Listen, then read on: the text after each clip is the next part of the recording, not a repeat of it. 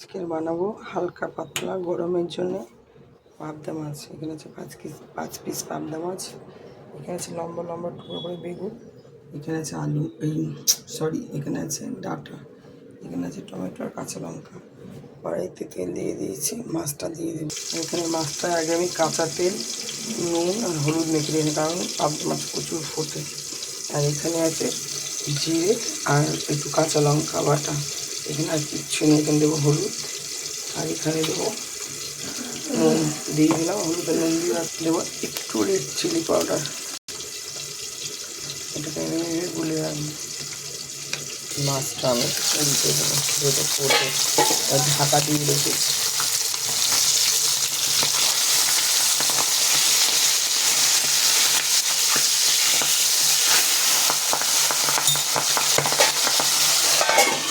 মাছটা ভাজা হয়ে গেছে। এই তেলেই আমি এই বেগুনগুলি পুরো ভেজে রেখে দেবো। আর এটা পুরো আলু ছাড়া করবো আজকে। আর একদম হালকা পাতলা মশলা, কোনো বেশি হেভি মশলাও থাকবে না। বেগুনটা হয়ে গেছে ভাজা, তুলে নেবো। বেগুনটা এইভাবে ভেজে নিয়ে দিয়ে দেবো জিরে সম্মান।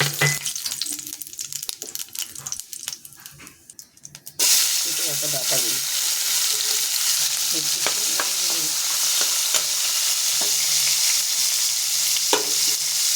মশলা দিয়ে দেবো জিরে, রেড চিলি পাউডার, কাঁচা লঙ্কা বাটা,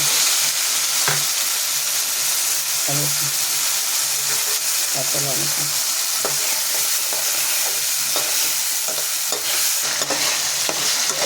টমেটোগুলো এরকমই থাকবে। টমেটোগুলো আমি ভাঙবো না।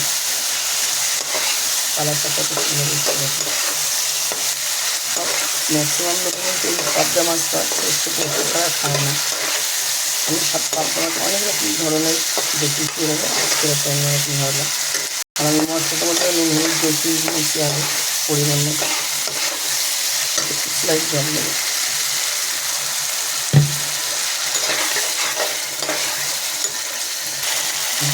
বেগুনগুলি একটা একটা